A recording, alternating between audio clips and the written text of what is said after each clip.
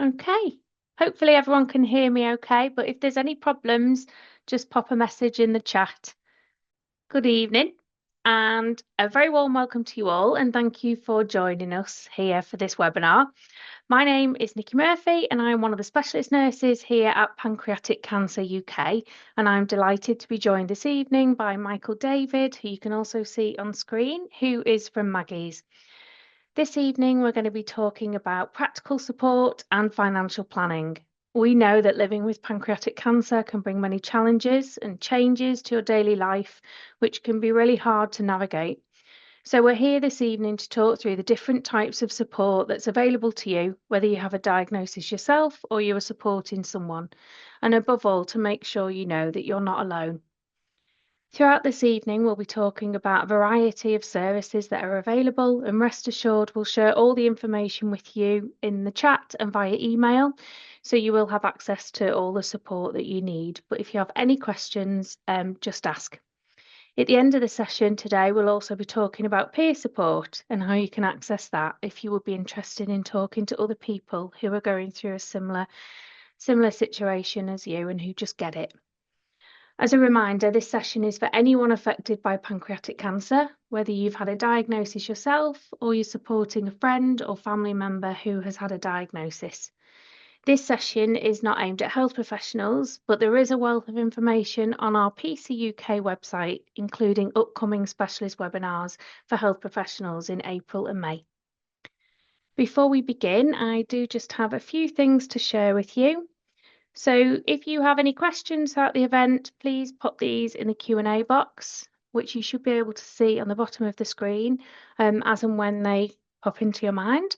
The Q&A box, as I said, is at the bottom, and we'll have time at the end to ask these questions to Michael. This session is all about helping you, so please do send any comments and messages through the chat box throughout the webinar. We'd really love to hear from you about your feelings and your experiences. This is also found at the bottom of the screen. However, please don't post your questions for the Q&A here, as we might miss them. If you'd like to view the captions for this event, you can select the Show Captions button in the banner at the bottom of your screen. If you click the little arrow on the top right of that button, you can adjust the caption settings to change the font size and the colour. We are recording this session today and we'll share it on our website after this evening. We'll be sending you an email with a link to the recording, as well as any useful resources over in the next couple of days. And finally, before we really begin, your feedback is always really important to us, so we can ensure we continue to improve the support that we're offering to you. So at the end of this session, we'll share a short feedback survey, and we'd really appreciate you letting us know what you thought of this evening's session. Now, with the housekeeping over, and just before we start, I'm really pleased to introduce Michael David, who will be joining me this evening. Michael is a benefits advisor working at Maggie's in South Wales. And if you've not heard about Maggie's, we'll be telling you a little bit more about that as well. Thanks for joining us this evening, Michael. Are you happy just to say hello and a few words about yourself? Yes, yeah, thanks, Nikki. Firstly, hopefully everybody can hear me okay. As you can probably gather from my accent, I'm from South Wales. So I'm based at Maggie's Cancer Centre, and that's in Swansea in South Wales.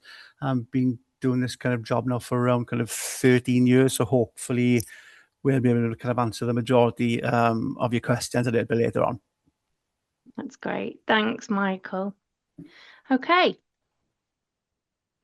So we're going to start this evening by a little bit more about you and what your experiences have been like so far.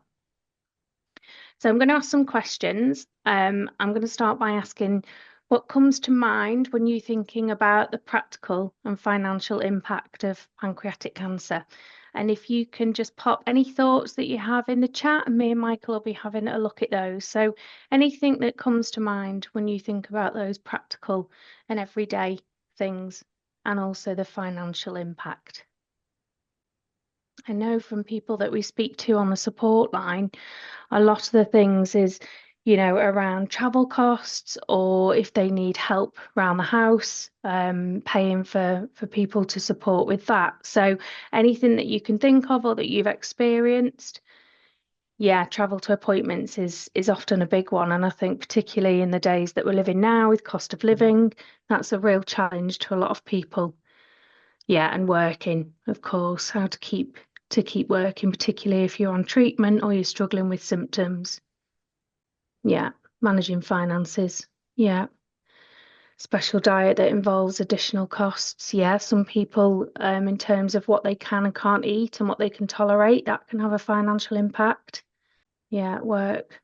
Doesn't seem to be any business owners who have pancreatic cancer. Oh, that's interesting. So I'm assuming that means, kind of a lack of understanding around what the challenges might be for someone living with pancreatic cancer.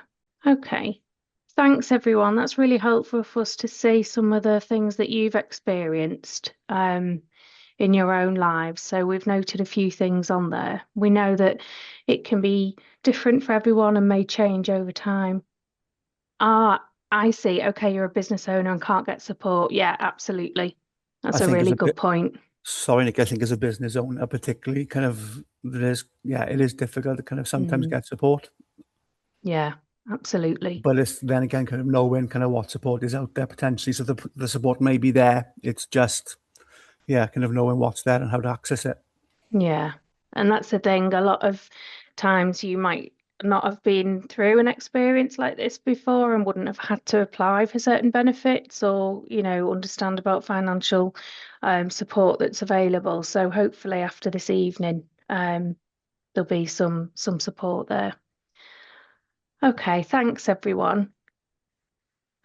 Okay. Yeah, like we've just said, when thinking about the financial impact, it can feel confusing, it can feel overwhelming, it can be really frightening. I know I've spoken to people in the past who've been reluctant to have treatment because they're self-employed, so they've been concerned about not being able to work whilst on treatment. And of course, that all has an impact on increasing costs, the costs associated with becoming a carer. That's a really good point in that a lot of people will struggle to look after a loved one and still manage to work. Okay. So just another question. And again, if you can pop, well, we're actually going to do a couple of poll questions. So if you can share what your experience has been, and again, you can pop any experiences or thoughts in the chat as well. So um, this is around practical or financial support so far. So have you accessed anything? This is things like support in paying bills or financial support if you're now caring for a loved one or support from your employer, perhaps. No, I haven't. Mm. Okay, that's interesting. So, Yeah, you don't. Yeah, I'm just looking at the chat as well. It's hard to know where to look, isn't it? And hopefully, like I say, we'll be able to explain about that this evening.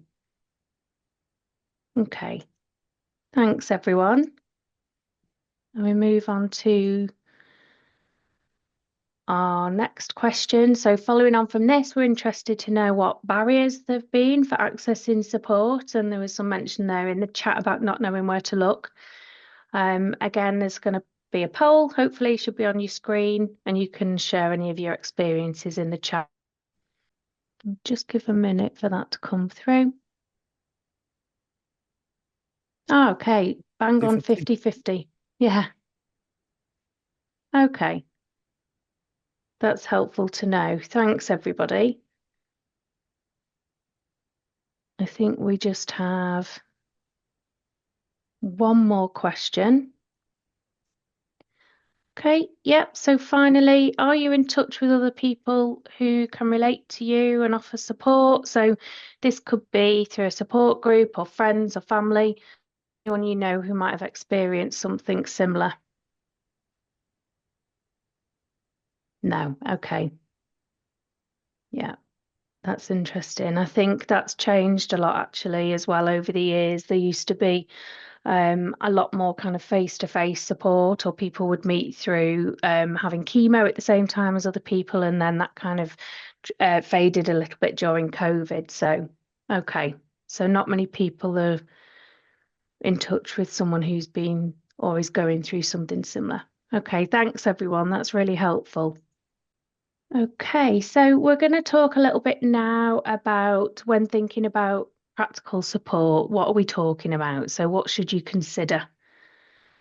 And some of the things that we are thinking about when we're talking about practical support as opposed to financial support specifically is things about how treatment or a diagnosis of pancreatic cancer can affect your day-to-day life. So it could be things like housework, gardening, running errands, collecting prescriptions, food shopping, all those things that when we're fit and well, we take for granted. But actually, when you're feeling poorly, it becomes more of a challenge.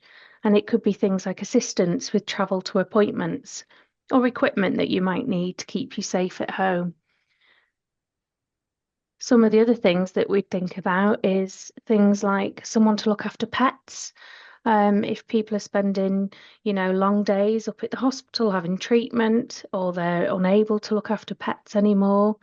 Um, and thinking about, who can help you with this. So there's community and district nurses via the GP. I'd be interested to know actually if anyone's happy to share in the chat if they are in touch with any community nurses, if they have anyone who comes to visit at home. And then things like the palliative care team, they're really good. Well, they're experts in managing symptoms, for one, but they're also very good at offering emotional and practical support as well. So they'll often have lots of information around what is available locally because there is variation across the country. So it's worth speaking to them if they're involved in your care. Social services, if you need help with self-care, so things like carers coming in, they can arrange a package of care. And Macmillan Centres, Macmillan Information Centres will also keep a lot of resources about what's available locally or individual support centres near to you or places like the wonderful Maggie's. Okay. And where can you find out more? Well, you can speak to us certainly, and we'll tell you a little bit more about how to get in touch with us in a while if you haven't already been in touch on our support line. There's also Carers UK is a really good source of information and support. So I would certainly encourage you to have a look on their website if you are caring for someone with pancreatic cancer. Again, Maggie's, Macmillan Cancer Support, and those individual support charities, because as I say, there's a lot of variation across the country as to what's available, and it's worth finding out what is in your local area to support you. And it can be practical things like volunteers who will help with lifts, or they'll collect prescriptions, or they'll do gardening tasks. There's a lot out there, but it's just knowing about it. Hi, Nikki. Can I just butt in a second Of in relation course, you to kind of can, Michael. the practical support? Yeah, The local authority should hopefully maybe kind of have some sort of list of maybe kind of agencies, people who can help. But again, local yeah, voluntary services, local voluntary organisations, particularly with things like kind of running errands, collecting prescriptions, kind of food shopping, even kind of people coming in and kind of having a chat and keeping people kind of company while maybe kind of somebody might have to go to a hospital appointment. So there's a lot of yeah. support out there. As I say, local authority and voluntary organisations might be a good place to start. Absolutely. Yeah. It's just knowing where to find it, isn't it? Yes, yes, exactly. Yeah.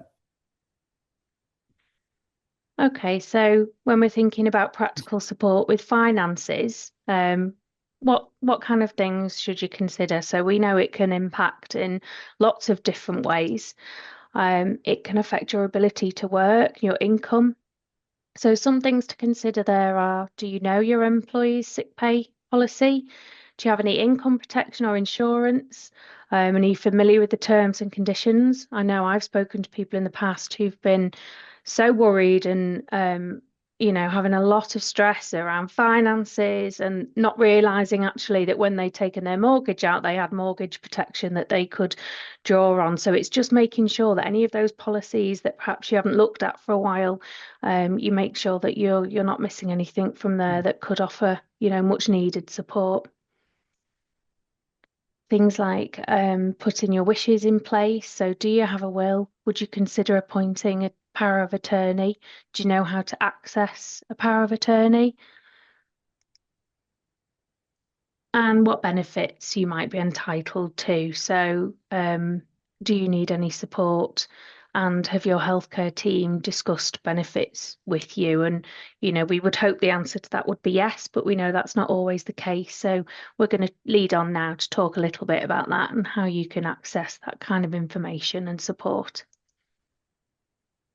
Okay, so what benefits could you be entitled to? And I am very much going to hand over to Michael for this section, who is the expert in benefits. So can you tell us a little bit about PIP, Michael? Yes, yeah. So we'll kind of go through a list now, probably kind of the most kind of relevant benefits for people who have a diagnosis, are unable to work, or are of kind of poor health. So the first one, personal independence payment, or PIP for short, abbreviated. So if you look at the screen, it is not means tested. So a lot of people will think potentially I may not be able to kind of claim something because I may have savings in the bank, I may own a property, I may have a partner that's working. So with PIP, it's kind of purely health related. So it's very much about how is your kind of health condition in a way affecting you with certain day-to-day living activities, with your mobility as well. And they say it's kind of long-term health condition, but for the Department for Work and Pensions, there must kind of be a health condition or a kind of need there for 3 months before you can apply. But generally, if you have a pancreatic cancer diagnosis and you have side effects from treatment, from surgery, then it's likely that PIP kind of might be an option for you. And again, this is for people below state pension qualifying age. Great, thanks, Michael. And so that leads us on to talking about attendance allowance. Yeah, so attendance sounds very kind of similar, but this is now for people who are above state pension age. Again, it's those kind of personal kind of care needs, if you like. So any kind of diagnosis, any treatment, any side effects from anything like that. If you're finding all of a sudden things are becoming difficult, or again, you're needing help from another person to kind of carry them out, the criteria is slightly different than PIP, as in the qualifying criteria for attendance must be 6 months as opposed to 3 months. And PIP, I forgot to mention, kind of carries a mobility component as well. So if you're struggling with your mobility, struggling to get around, whether it be your walking, get into places because of your health condition, then PIP holds that kind of mobility component, whereas attendance allowance doesn't. So it might be if you're coming up to state pension age and you're finding that you're having these kind of difficulties, it may be worth popping an application in for PIP before you reach state pension age, because once you go over to attendance allowance, then you can't kind of get that mobility component anymore. If you apply for PIP before state pension age, you can continue to have it after you reach your state pension. But again, That's very similar to PIP, not means tested. that's really helpful to know that, Michael. That's a good tip there around the travel component. Thank you. And then we have ESA, Yes, Employment and Support Allowance. sorry, Nicci. Yeah, employment and Okay. support allowance, it's a benefit because you're too unwell to work. So this used to be means tested, but the current kind of employment and support allowance now is based on your national insurance contributions. So again, anybody below state pension age, it says they're kind of following 6 months off. So what you'd normally have to do is exhaust your statutory sick pay, which lasts for around 6 months. Then you can apply for employment and support allowance after that. If you're self-employed, then you don't have that kind of luxury, I suppose, of having any kind of company sick pay or statutory sick pay given to you. So therefore, you may be able to claim employment and support allowance straight away, kind of on diagnosis. What you really need for that is a sick note from your GP, or a fit note as they're called now. So as long as you can get a fit note from your GP confirming, sorry, that you're too unwell to work and the reasons for that, and as long as your national insurance contributions, that's the important thing for ESA, it's based on national insurance contribution history, but only over the last 2 years. So even though you Right. may have quite a long kind of national insurance contribution history, it's the last 2 years that count. And again, that's for employed people and for self-employed as well. So if they're up to date and you can get a GP fit note, then ESA shouldn't be a problem. Okay. Thanks, Michael. And finally, universal credit. Okay, so universal credit, this is kind of the big kind of in a way, kind of benefit, kind of reform, big benefit change, where they've migrated and amalgamated a lot of benefits into universal credit. So a lot of means tested benefits are now stopped. So universal credit is that means tested benefit whereby if you have a low income, then you may get some universal credit to kind of top up that low income. It's very much based on circumstances. So if you have dependent children, then you'll get elements in there included for the children. If you are renting, then you'll get elements in there to help you kind of with your housing element. And there's a sickness element to universal credit as well, which means your pot, if you like, for universal credit purposes will be a specific amount of money. And then any income that you have kind of coming into the household is then deducted from that kind of pot of money to leave you potentially with a universal credit payment. Again, as it's means tested, if you're part of a couple, if you're married, if you're living together, it's joint income and it's joint savings that come into play for working out then your entitlement. Thanks, Michael. That's really helpful to know because I think it's an area that if you're not familiar with it, particularly the benefit system, it can be so confusing and hard to know Yeah. what you're eligible for and trying to make sense of that. So thank you. That was a really clear overview. And you can read more about the different types of benefits on the Maggie's website. And Laura, my colleague, has just popped some links there in the chat where you can find more information about those. We're going to go on now just to talk about something called an SR1 form. Some of you may well have come across this. In fact, if you have discussed SR1 forms with your team, it'd be helpful if you could tell us in the chat if that's something that you are familiar with. And we're going to cover this now and just talk a little bit why this form can be really important when accessing benefits. Okay. Michael, can I ask you to tell us a little bit about the SR1 form? Yeah, Is that yeah, okay? Yeah. certainly. SR1, so SR stands for special rules. So under certain circumstances, you may be eligible for benefits quicker than the normal kind of application kind of route, if you like, then. Having a cancer diagnosis doesn't necessarily qualify you for benefits like attendance allowance, like PIP, like ESA kind of automatically. But the SR1 form can have a chat with your kind of medical professional, with your health professional, because if it does apply, it can certainly kind of speed up the application process. It's really kind of important because if you're thinking of a PIP application, for example, if you were to apply for PIP today, we're looking at kind of the end of March, you could comfortably, if the SR1 doesn't apply, still not had a decision in 6 months' time. That's how long the DWP are taking to process That's, PIP claims. that's a long time, isn't It's it? a long time. It's a long time. If there's no income or very kind of, or your income has kind of dropped, and you need that kind of that money now when you can access it, the SR1 form could potentially kind of speed it up, whereby you would have PIP within 2 weeks. That's the difference. Wow. Yeah, It's a that's huge a big difference. difference. And again, attendance allowance, again, 12 weeks for a normal application, 2 weeks, with an SR1. And the SR1 also fast tracks certain kind of sickness elements of both employment and support allowance, ESA, and universal credit. So whereby you'd have to notify the DWP if you're looking at one of those benefits that you have a diagnosis. They then start the process of sending out the relevant kind of paperwork for you to complete, and a little bit of help from your specialist nurse kind of confirming your diagnosis. That can take 3 to 4 months, whereby if an SR1 applies, you don't have to go through the process of waiting for 3 months for the extra sickness elements to be included in ESA and universal credit. They are awarded straight away. Okay. That's really good to know. And it's, as it says on the screen, this is called something different in Scotland. It's benefits assessment for special rules, That's right. just to be aware. It can also be used to apply for a blue badge as well. So it cuts out a It lot of can. that laborious paperwork, doesn't it? It It can. trims it down and It makes it a can. lot Yeah. speedier.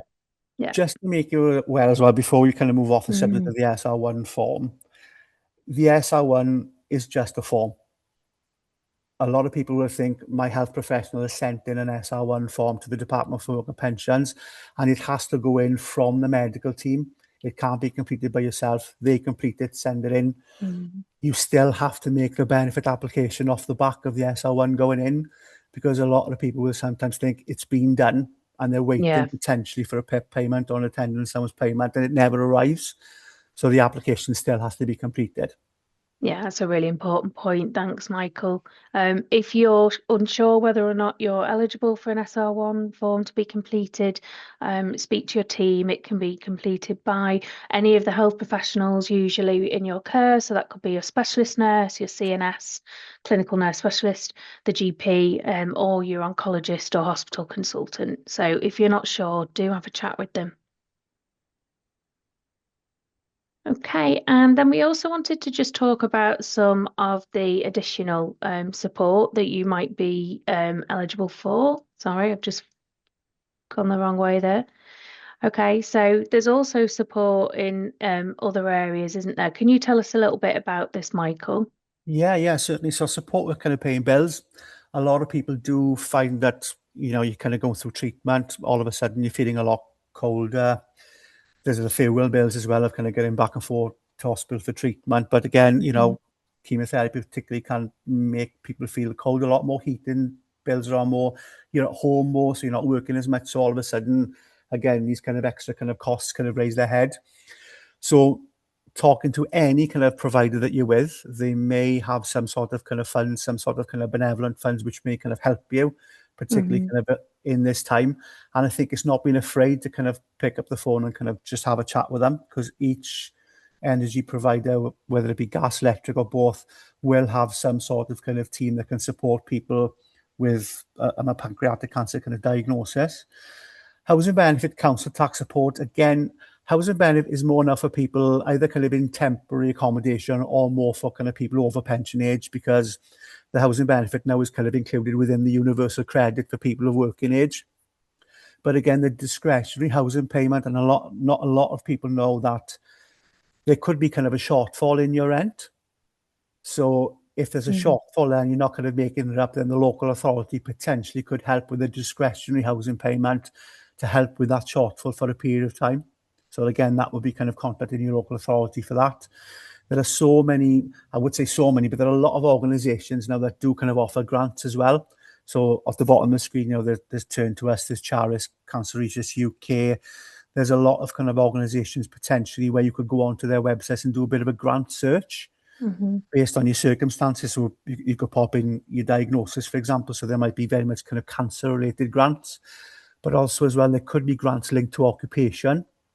So if you're a school teacher, NHS employee working in retail, there potentially could be some sort of kind of grant as well, just kind of specifically kind of linked to somebody who's going through a bit of a tough time at the moment and who's kind of linked to that occupation. So it's always Mhm. worth potentially having a look at grants on those kind of specific sites as well. Mhm. Carers allowance kind of hugely important, because you may have to take some time off work to look after somebody with a cancer diagnosis. The criteria for carers allowance, you must be looking after somebody for more than 35 hours a week, which 9 out of 10, most of you kind of are. If you're caring for somebody with a diagnosis, you could be eligible for that little bit of financial support as well. It does come kind of with its own criteria. As in, if you're working, you can only kind of earn a certain kind of amount of money. But if you as a carer have to maybe take some time off and you're either kind of getting your unpaid time off, or even if you're just on statutory sick pay, you could then potentially have carers allowance to top up that statutory sick pay if you're off as well. The criteria, though, for carers allowance is the person you're looking after must be either on attendance allowance or personal independence payment or disability living allowance, which is an older benefit. So as long as they're on one of those, then carers allowance might be an option for you. Right. Okay, thank you. That's really good to know. And just kind of briefly with the bottom one, you mean the blue badges, again, the SR1 form can help with the blue badge, the PIP mobility, the mobility component of PIP will give you an automatic entitlement normally to a blue badge, which kind of helps. But again, healthcare travel costs and things like kind of prescription costs as well, particularly kind of in England, as the other nations have evolved and they're free. But with England, if you have a cancer diagnosis, then prescriptions are free, and it's worth then looking at. You mean your GP? I mean, contacting, or you can even kind of Google it, but they should be able to kind of give you the relevant paperwork in order to get those kind of costs kind of waived as well. Mhm. Yeah, that's really helpful to know. And again, just if anyone's got any questions about anything that we're talking about here, do just pop them in the Q&A, which we in the bottom of the taskbar, and we will come to those towards the end. Thanks, Michael. That's really Okay. helpful. And I think it's important, isn't it, to think about things like travel, and what you might be able to apply for, with your energy suppliers, because I think there's sometimes the things that get overlooked and people don't realise. So that's really helpful. Thank you. Okay, so I know someone mentioned actually earlier in the chat about feeling quite overwhelmed about who to talk to about looking for support, and it can be overwhelming. And I think particularly if you're under a hospital team, but then perhaps you have community nurses or a palliative care team or GP also involved in your support, in your care, sorry, it's hard to know who to speak to. So we'll have a little chat about that now. Some of the things to think about is, what is most important to you. It is overwhelming. There's a lot to think about. At a time when you might not be feeling well or you're caring for someone who is unwell, you've obviously got lots on your plate and lots to think about. So one step at a time, it can be thinking about what's the priority and going from there and prioritizing that support that you need the most. Um, this is something that I think really we should all do in life, although Yeah. it's easier said than done, isn't it? But making sure that, your policy documents are up to date and your personal information is all in one place, so it's easier for you to access when you need it. Writing a list of questions, it's that time, isn't it? 4 o'clock in the morning when you're awake, questions pop into your head, write them down, keep a notebook by the side of the bed or your phone, just write down those questions as they come to you, because that can really help guide conversations with the people involved in your care when you're thinking about support. This is a really important one, I think. It's a really difficult time for you, but also for loved ones, family, friends who often will tell us that they feel very helpless and they don't know how to support. So, give them jobs to do. Ask them to help you, with things like lists to appointments or making calls on your behalf, because it can really help take the pressure off. You don't want to be sitting on the phone for half an hour on call waiting to an energy company, but, a friend could do that on your behalf, or a family member, particularly if you have power of attorney. Okay, and so where should you start? So different things work for everyone. There's lots of different organizations out there. Again, it can feel overwhelming. It can be your health professional team. This could be in the hospital or in the hospice locally or one of the community staff. It could be your employer, citizens advice, Maggie's, talking to your loved ones, opening up that conversation, because I think it can be a difficult conversation sometimes to talk about things like finances. Sometimes, dynamics of relationships might be that one person traditionally has taken the responsibility for managing that. So sometimes it's just that initial conversation about putting, things in place and making sure that both of you understand where things are at financially, and also, peer-to-peer support. And that's really important. So, whilst, as always, we hope this session is helpful to you this evening, we would really encourage you to seek support throughout your experience. And sometimes that additional one-to-one support can be really helpful. So, we wanted to take some time just to talk through some of the different services that are available to you. So here at PC UK, we have our support line, which is nurse led. We're open Monday to Friday, and you can see the opening times there, so I won't read them out, but you can speak to myself or one of my other specialist nurse colleagues. We're a nurse led support line, so you'll always come through to a nurse. And it can be about practical support or help for preparing for an appointment, asking about treatment, clinical trials options, symptom management, or it could be that you just would like a shoulder to lean on or someone to talk to, and we're here to support you with that. So you can also talk to us via email, or we now have a WhatsApp service, which is great if you just need to send a quick message any time of day or night, whatever suits you. And we also have a huge range of information available on our website. So you can read through it online, or you can order paper copies for free to read in your own time at home. And all of our patient webinars are recorded, and then we upload them onto the website. So if there's anything on there that you think would be helpful, do feel free to access that. And as we have Michael here today, I wanted to just talk as well about the amazing support available at Maggie's. You may or may not have come across Maggie's before, but Michael's going to tell us a little bit more about what support they offer. Yeah, thanks, Nicci. Yeah, if you've never been, they are amazing places. The centre kind of does a lot of work as well as kind of the staff and the people kind of inside the centre, very kind of architecturally kind of designed in a way, and on the grounds of kind of main hospitals throughout the UK. We've got 27 Maggie's centres across the UK altogether, opening kind of more every year, thankfully.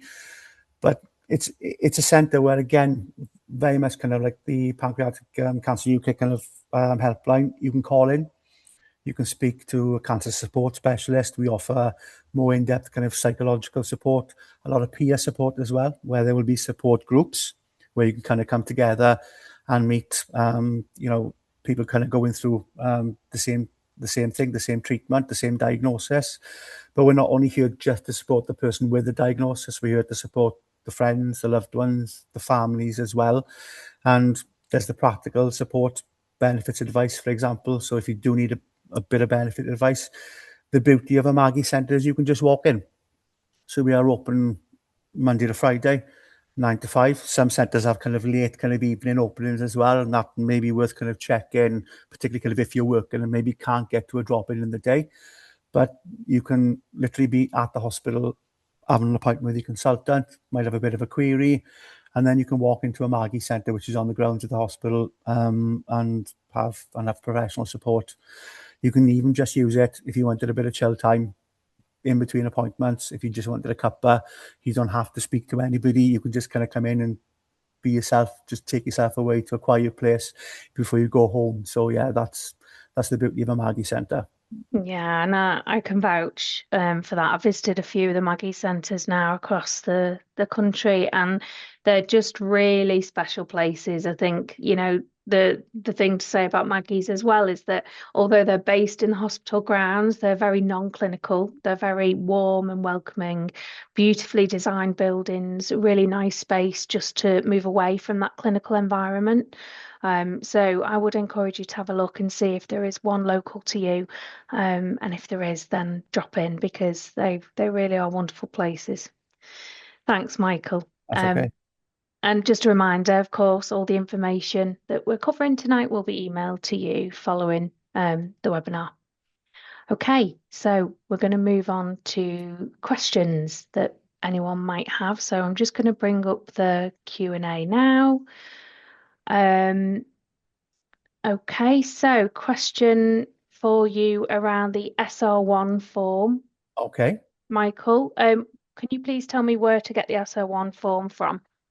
Right. So the SR1 form you're not going to be able to get hold of one of these yourself.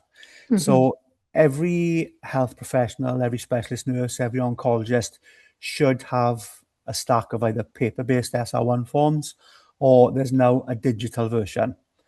GPs should also have these as well. So any medical professional will be able to complete, if it applies, an SR1 form on your behalf. You don't have to see it. You don't have to know the information that's on it. All you have to know is, does one apply? If it does, it's been sent off to the relevant kind of benefit department, and then you can make an application off the back of that. Just to be kind of make you aware that the SR1 form, you may get given a copy of the SR1 form potentially by somebody like a GP or a specialist nurse. Now, again, rules have changed kind of slightly with SR1 forms in that If it's a digital kind of version of the SR1 form that the specialist is completing, it has to be sent in by them from an NHS email address. They can't print it off, give you a copy, and then you forward it in, because the DWP won't accept kind of copies. And again, if it's the paper-based kind of version of the form instead of the digital one, which is being completed by a medical professional, you have to send off that original form to the DWP, and there'll be a list again on any kind of DWP kind of website in a list kind of the relevant addresses potentially, that if you do have that, you have to send it off to link up with the claim. Great, thank you. Okay, so someone's posting the Q&A here. Gosh, this is a really difficult situation. I have a business, I have an overdraft, loans, and a credit card linked to the company. Some of these I would be personally responsible for should I close down my company. My company is solvent, but with pancreatic cancer, I can't work as much as I could before. It's stressful and exhausting. I don't take a wage. I rely on my pension for day-to-day living.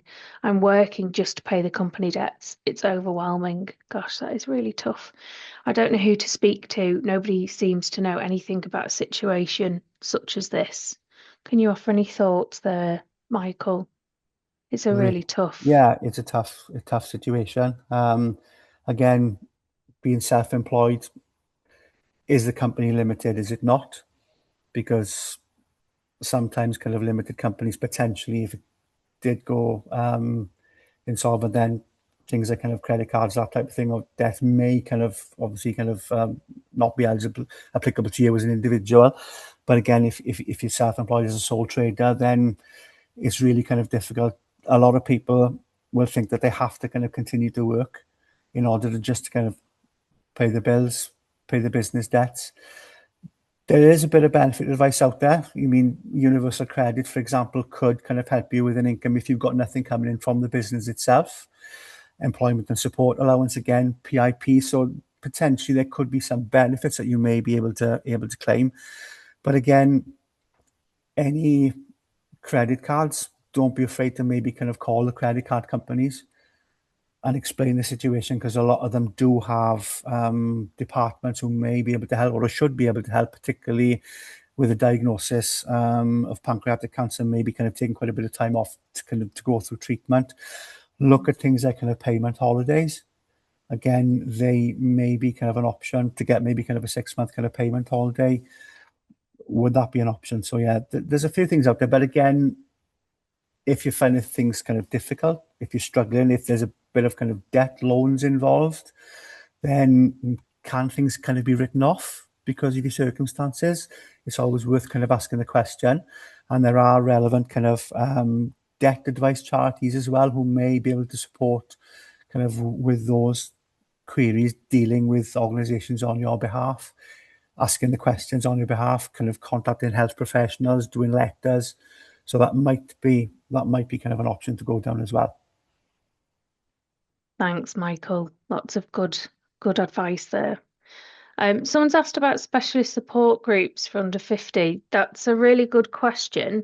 And I'm going to go on to talk about some of the online support just in a moment through something called Circles. So I'll talk to you about that.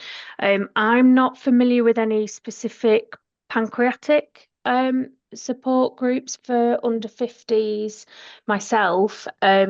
If you're thinking more around kind of general support, I'm not sure if do they do specific support groups, Michael, for under I 50s? they do Ah, specific okay. support groups. I can't guarantee obviously kind of the area that you're in, if there's a Maggie's and if there's a relevant kind of support group, if you like, because each, I think, kind of Maggie's will have different kind of support groups, but certainly it might be worth having a check online at your local Maggie centre to see if there is a Mhm. support group. But again, if there's no support group locally, pop into a local Maggie's and kind of ask, because they may be aware of something locally or kind of in the area that may be kind of applicable to you. Yeah, that's it, isn't it? Sometimes it's just asking the question. And this is also where, your specialist nurse will come in at the hospital, or your community nurse. They should be aware of anything that's available to you in the area. Okay, and this is the last question in our Q&A, but if anyone does have any more questions, there's still time, so please feel free to post. Um, Michael, someone's asked, can I access my employer and state pension early? State pension, no. That's simple as that. You get your state pension age, so that's 65, kind of moving and progressing as we go on. So 67, 68, depending on how old you are. Employer pension, yes, potentially. So if you're over 55, normally you would be able to access an employer pension or private pension, sometimes with some penalties. But if there's a diagnosis of pancreatic cancer, if there's a kind of a health condition, there may be no kind of penalties involved. You may be able to access all of your pension pot straight away. So certainly worth kind of asking, certainly worth kind of checking with your employer, your pension provider, whether it be an old job, you mean a job you're with now at the moment. But yeah, potentially over 55, you can access an employer pension. It would normally be whatever the pot is. You could potentially take 25% of that tax free and then have kind of a monthly kind of payment of the rest of the pot. But certainly with certain kind of diagnoses, for example, then you may be able to kind of access the whole pot without kind of any penalties. So get in touch with your provider. Yeah, this is it, isn't it? It's asking the question. Yeah, yeah. There's never any harm in just asking the question and finding out more. Um, okay, someone else has just popped a question in. So nothing if under 55. I'm assuming that's a follow-on question Oh, from, so yes, yes. So yeah. yeah, normally it would be 55. Sometimes, again, with a health condition, if it's maybe kind of limiting, for example, or there's maybe kind of a terminal diagnosis there, then potentially under certain circumstances, you would be able to access it under 55. Again, it's worth looking at getting in touch with the organization, getting in touch with the company. And Yeah. again, if you've got any kind of policies or anything kind of lying around at home, maybe worth kind of having a look at kind of the wording and the kind of criteria. Yeah, absolutely. Okay, thanks everyone. I don't think we have any more questions in the chat. I'll just have another quick look. No, that's it. All the questions have been answered. Thanks everyone. But as always, our support doesn't end here. So you can always get in touch with us on the support line if there's something that pops into your mind afterwards that you would like to know more about. And there's been lots of information posted in the chat as well and links. So do have a look at those. Okay, so I'm just going to talk briefly before we finish tonight about peer support, which I've touched on as we've gone along the session. I'm just waiting for, oh, there we go. Thank you. Okay, so we're just going to share these few slides, and this is really just talking about community support. We know that a diagnosis of pancreatic cancer can feel very lonely. It can be a really difficult place to be in, and we know that connecting with others and finding a community can be difficult, which is why at Pancreatic Cancer UK we decided to create circles. So I'm going to just talk to you a little bit more about what Circles is. So they're peer-to-peer support groups for people with a pancreatic cancer diagnosis or a carer of someone with pancreatic cancer. And it's an opportunity for you to connect with other people who are sharing similar experiences to you, because we know that actually, health professionals involved in your care are fantastic, but actually sometimes you just want to speak to someone else who gets it, who knows, a similar thing that you're experiencing because they're going through it themselves or they've been through it themselves. Okay, so the groups are online. They're hosted on WhatsApp and Facebook. There's lots of different groups. You can choose which one you feel is the best fit for you. Some of the groups, for example, are Moments of Joy. We have a group called the 3 a.m. Club, and that's, that thing where you wake up in the middle of the night and something pops into your mind and you can't get back to sleep. We've got cookery, nutrition, and recipe sharing groups on there, and lots of emotional support. So definitely worth having a look at those. And who is in the group with you? So it will be someone who's connected to a diagnosis of pancreatic cancer, so either themselves or supporting a loved one. And it is, as I say, pancreatic cancer specific. And I think, in society, we often lump all cancers together as one kind of umbrella term, but we know that pancreatic cancer diagnosis is very complex. So you really would be in groups there with people who, as I say, are going through a similar experience.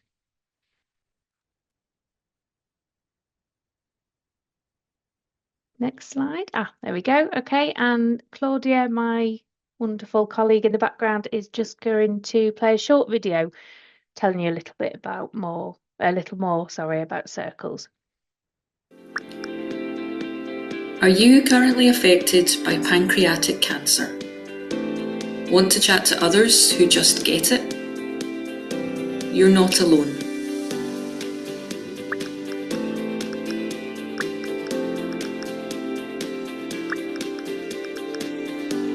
Circles is a place where you can connect with a supportive community. A place to share the highs, a place to share the lows, and everything in between. With people who understand. With people who just get it. Sign up to Circles, your community space.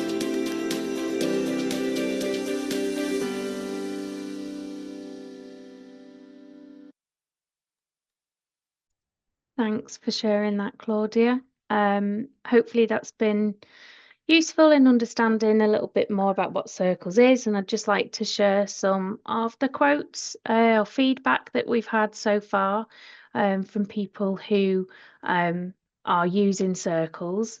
I think the PowerPoint might have dropped out there. Okay.